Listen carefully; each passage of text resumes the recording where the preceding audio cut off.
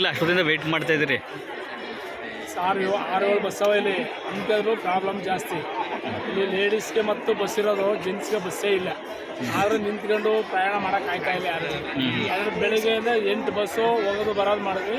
Bus 3 bus ಹಾಂ, ಅವು ಸರಿ ಗೊತ್ತಿಲ್ಲ. ಯಾವ ಊರು? ಕೆಲುಪುರ. ಪ್ರತಿದಿನ ಈಗೇನ 8 ಗಂಟೆ ಬರಬೇಕಾದ್ರೆ 8:30 ಆಯ್ತು. ಒಂದೊಂದು ದಿನ 9 ಗಂಟೆ.